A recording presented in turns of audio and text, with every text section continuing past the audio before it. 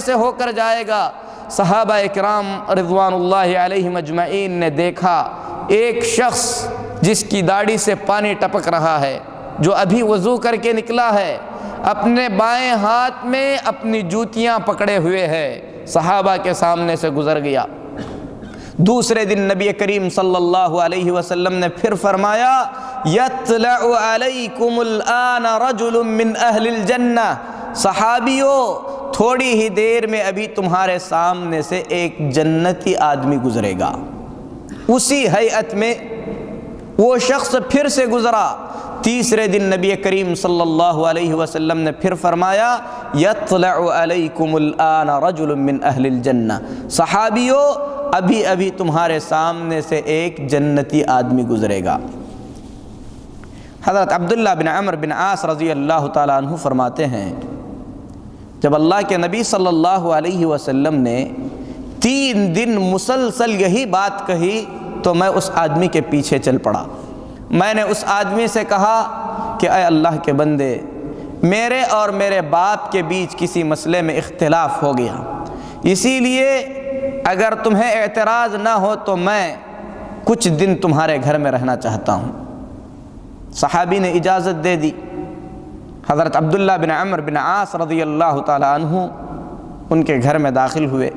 فرماتے ہیں کہ میں نے اس آدمی کے ہر عمل پر غور کرنا شروع کر دیا، دیکھنا یہ چاہتا تھا کہ یہ رات میں کتنی تہجدیں پڑھتا ہے، کتنی نمازیں پڑھتا ہے، کتنے قرآن کی تلاوت کرتا ہے، لیکن عشاء پڑھتا، عادت کے مطابق آرام کر لیتا، جب کروٹ بدلتا تکبیر کہتا، بس تھوڑا بہت اللہ کا ذکر کرتا تھا۔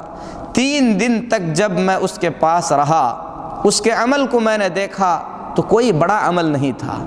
میں نے اس سے کہا کہ سنو، میرے اور میرے باپ کے درمیان کسی مسئلے میں کوئی اختلاف نہیں تھا۔ میں نے اللہ کے نبی صلی اللہ علیہ وسلم کو مسلسل 3 دن یہ کہتے سنا کہ ابھی ایک جنتی آدمی تمہارے پاس سے آئے گا، تو میرے دل میں خواہش ہوئی کہ تمہارے ساتھ رہ کر میں تمہارے عمل کو دیکھوں، لیکن میں نے تمہیں کوئی بڑا عمل کرتے ہوئے تو نہیں دیکھا۔ اس آدمی نے کہا میرے وہی اعمال ہیں جو تم نے دیکھے ہیں۔ جب یہ چلنے لگے تو اس آدمی نے بلا کر کہا کہ ہاں، ایک بات ضرور ہے کہ میں اپنے جی میں اپنے کسی مسلمان بھائی کے لیے کسی بھی طریقے کی کوئی کڑواہٹ نہیں رکھتا۔ حضرت عبداللہ بن عمرو بن عاص رضی اللہ تعالیٰ عنہ فرماتے ہیں هذه التي بلغت بك وهي التي لا نطيق۔ حضرت عبداللہ بن عمرو بن عاص رضی اللہ تعالیٰ عنہ فرماتے ہیں هذه التي بلغت بك وهي التي لا نطيق، اے اللہ کے بندے یہی وہ عمل ہے جو تم کر سکتے ہو اور ہم چاہ کر بھی اس عمل کو انجام نہیں دے سکتے۔ میرے محترم بھائیوں، دل کی صفائی یہ جس قدر عظیم عبادت ہے اس کے لیے اسی قدر مجاہدے اور مشقت اٹھانے کی ضرورت ہے۔ آدمی اپنے دل کی خواہشات کو ٹھکرا کر مسلمانوں کی خدمت میں لگ جائے، مسلمانوں کے لیے اپنے دل کو صاف کرے، اس کے لیے انتہائی کوشش کی ضرورت ہے۔ عبداللہ بن عمرو بن عاص رضی اللہ تعالیٰ عنہ نے فرمایا وہی التی لا نطیق، یہی وہ عمل ہے جو ہم طاقت نہیں رکھتے، جو ہم نہیں کر سکتے۔ اسی لیے میرے محترم بھائیوں، انسان کو بار بار کوشش کرنا چاہیے کہ اس عمل کو انجام دے۔ یہ کیوں کر ممکن ہو سکتا ہے؟ سب سے پہلے ہم یہ جاننے کی کوشش کرتے ہیں کہ دل کی کڑواہٹ، دل کے اندر دشمنی، اپنے مسلمان بھائیوں کے لیے حسد، جلن، کینہ، کپٹ رکھنا، یہ کتنی بڑی برائی ہے۔ سب سے پہلی بات تو یہ ہے کہ اس میں شیطان کی اطاعت ہے، اللہ رب العالمین کی نافرمانی ہے۔ قرآن پاک میں اللہ رب العالمین فرماتا ہے وَقُلْ لِعِبَادِي يَقُولُ الَّتِي هِيَ أَحْسَنُ، اے نبی صلی اللہ علیہ وسلم آپ میرے بندوں سے کہہ دیجئے کہ وہ اچھی بات کریں۔ ان الشیطان ینزغ بینہم، کیونکہ شیطان ان میں پھوٹ ڈالتا ہے، ان میں لڑائیاں پیدا کرتا ہے۔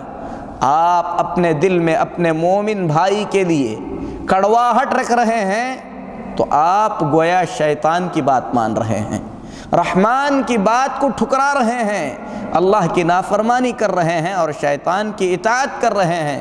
اور شیطان کون ہے؟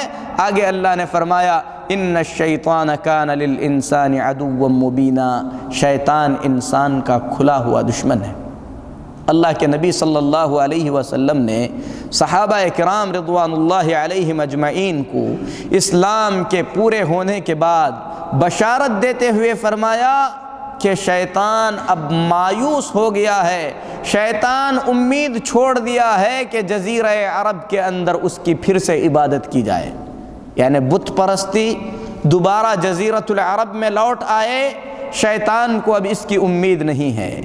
لیکن نبی کریم صلی اللہ علیہ وسلم نے فرمایا وَلَكِنَّ التَّحْرِيشَ بَيْنَهُمْ، لیکن شیطان مسلمانوں کو آپس میں ایک دوسرے سے لڑانے کی کوشش ضرور کرے گا، ان کے دلوں میں ایک دوسرے کی نفرت پیدا کرنے کی کوشش ضرور کرے گا۔ یہ حدیث مسلم شریف میں ہے۔ اسی طریقے سے میرے محترم بھائیو، دلوں میں اگر کڑواہٹیں آئیں تو اس کا ایک بڑا سبب غصہ ہو سکتا ہے۔ آدمی کو اپنے غصے پر کنٹرول کرنا چاہیے، اور غصہ یہ وہ خرابی ہے۔ بخاری شریف میں نبی کریم صلی اللہ علیہ وسلم کے پاس ایک شخص آیا، اس نے کہا اے اللہ کے نبی صلی اللہ علیہ وسلم آپ مجھے کوئی نصیحت کی بات بتلائیے۔ اللہ کے رسول صلی اللہ علیہ وسلم نے فرمایا لا تغضب، غصہ مت کرو۔ اس شخص نے پھر کہا اے اللہ کے نبی صلی اللہ علیہ وسلم مجھے نصیحت کی کوئی بات بتلائیے۔ اللہ کے نبی صلی اللہ علیہ وسلم نے پھر فرمایا کہ غصہ مت کرو۔ اس آدمی نے پھر کہا تو نبی کریم صلی اللہ علیہ وسلم نے پھر فرمایا غصہ مت کرو۔ بار بار آدمی نصیحت مانگ رہا تھا اور نبی کریم صلی اللہ علیہ وسلم نصیحت فرما رہے تھے کہ غصہ نہ کرے۔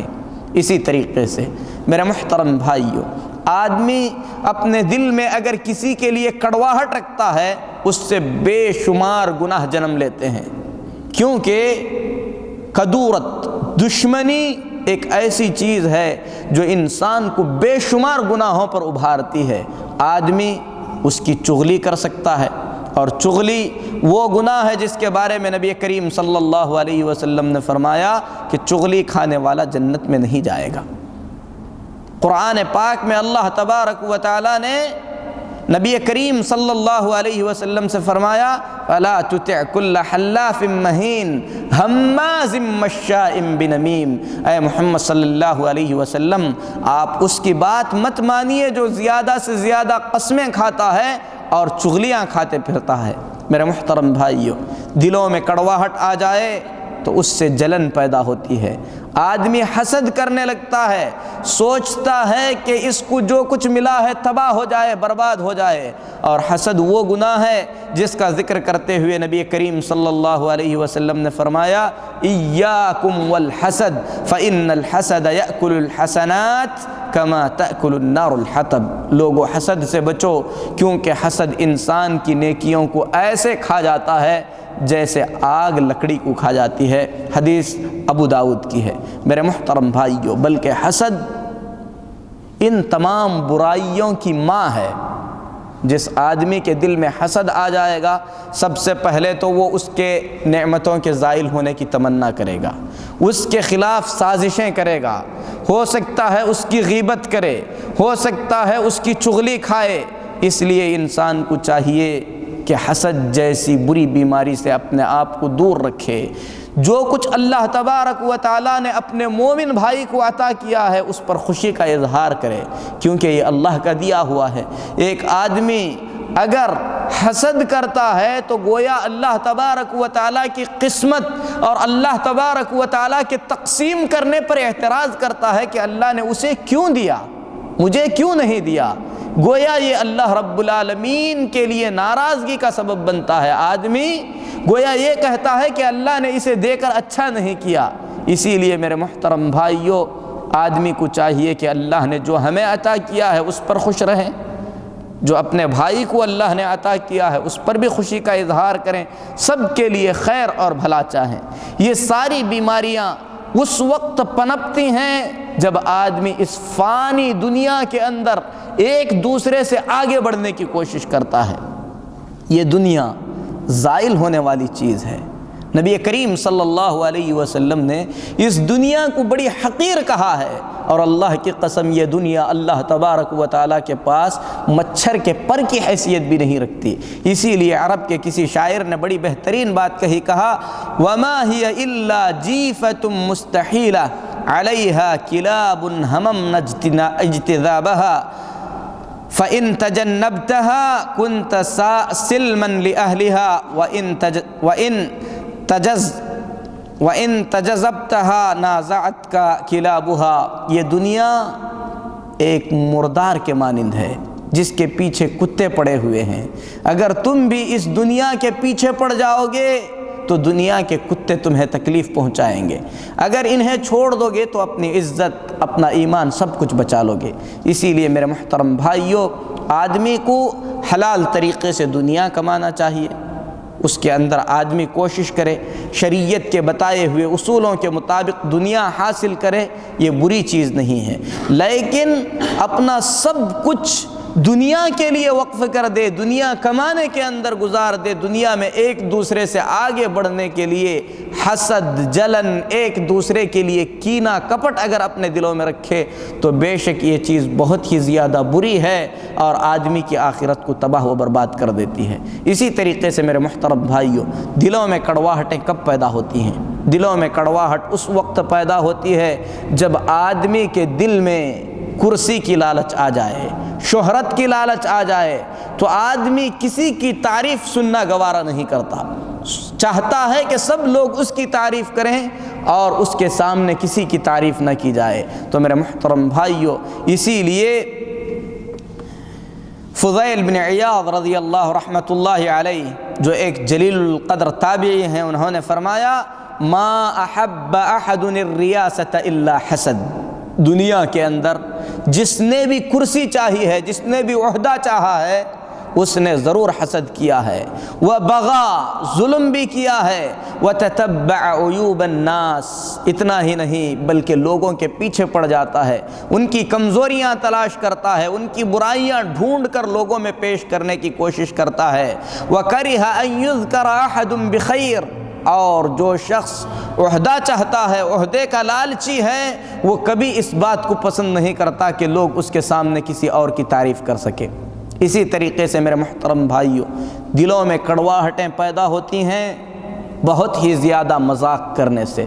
مذاق جائز ہے، جائز طریقے سے آدمی مذاق کرے، لیکن مذاق کی مثال اہل علم نے نمک سے دی ہے کہ نمک جو ہے کھانے میں ایک مقررہ مقدار میں ہونا چاہیے جو کھانے کو لذیذ بناتا ہے۔ اگر نمک کھانے میں زیادہ ہو جائے تو کھانا بے لذت ہو جاتا ہے، کھانے کا ذائقہ نہیں رہتا۔ اسی طریقے سے مذاق ہے، آدمی زندگی میں تھوڑا بہت مذاق کر لے تاکہ غم دور ہو جائے، تاکہ روٹھی ہوئی زندگی کے اندر خوشیاں آ جائیں، لیکن یہ مذاق اگر اپنی حد سے آگے بڑھ جائے تو ایسی صورت میں دشمنیاں پیدا ہو جاتی ہیں، لڑائیاں اور جھگڑے ہونے لگتے ہیں۔ اسی لیے آدمی مذاق ایک مقررہ حد میں کرے، اس سے آگے بڑھنے کی کوشش نہ کرے۔ میرے محترم بھائیوں، دلوں کی صفائی کے لیے انتہائی ضروری ہے کہ آدمی اپنا عمل خالص اللہ کے لیے کرے، جو بھی کام کرے خالص اللہ کے لیے کرے۔ کسی کو قرض دے رہے ہیں اللہ کی رضا کے لیے، کسی کے ساتھ کوئی بھلائی کر رہے ہیں اللہ کی رضا کے لیے، کہیں پر کوئی اچھا کام کر رہے ہیں اللہ کی رضا کے لیے، ورنہ کیا ہوگا؟ آدمی یہ سوچے گا کہ میں نے اس کے ساتھ اتنا اچھا کیا ہے اور میرے ساتھ اس طریقے سے کرتا ہے، دل میں کڑواہٹ آ جائے گی، کدورتیں آ جائیں گی۔ جو آدمی اللہ کے لیے کرے گا وہ کہے گا کہ میں نے اللہ کے لیے کیا تھا اور اللہ رب العالمین سے میں اس کے اجر کی امید رکھتا ہوں۔ اسی لیے اللہ کے رسول صلی اللہ علیہ وسلم فرماتے ہیں، مسند احمد کی روایت ہے، 3 چیزیں ایسی ہیں جن چیزوں کے کرنے سے آدمی کے دل میں کڑواہٹ نہیں آئے گی مومنوں کے لیے۔ سب سے پہلی چیز آدمی اپنا ہر عمل اللہ کے لیے کرے، آدمی کے عمل میں اخلاص ہو۔ دوسری چیز جو اولاۃ الامور ہیں، علماء یا مسلمانوں کے امراء، ان کا آدمی بھلا چاہے، خیر چاہے، امت کا بھلا چاہے۔ اسی طریقے سے نبی کریم صلی اللہ علیہ وسلم نے فرمایا ہمیشہ مسلمانوں کی جماعت کے ساتھ رہے، جماعت سے نہ کٹے، جماعت سے الگ نہ ہو، کیونکہ ان کی دعائیں آدمی کو اپنے احاطے میں لے لیتی ہیں۔ اسی لیے میرے محترم بھائیوں، آدمی کا عمل خالص اللہ تبارک و تعالیٰ کے لیے ہونا چاہیے۔ کڑواہٹ کو دور کرنے کے لیے آدمی کو چاہیے کہ اللہ تبارک و تعالیٰ نے جو کچھ عطا کیا ہے اس پر رضامندی کا اظہار کرے۔ اللہ نے مجھے یہ عطا کیا، اس پر میں خوش ہوں، راضی ہوں۔ جو شخص اس طریقے سے کرے گا، امام ابن القیم رحمۃ اللہ علیہ فرماتے ہیں کہ اللہ تبارک و تعالیٰ ایسے آدمی کے سامنے سعادت کے دروازے کھول دیتا ہے، اور دل کی سلامتی، دل کی پاکی اللہ رب العالمین کی دی ہوئی قسمت پر راضی ہوئے بغیر ناممکن ہے، نہیں مل سکتی۔ اللہ نے جو بھی عطا کیا ہے آدمی اس میں اللہ کا شکر گزار رہے۔ اسی طریقے سے آدمی اپنے دل کو پاک و صاف رکھنے کے لیے قرآن کریم کی کثرت سے تلاوت کرے، کیونکہ قرآن کریم تمام بیماریوں کی شفا ہے، اور دل کے اندر کڑواہٹ اور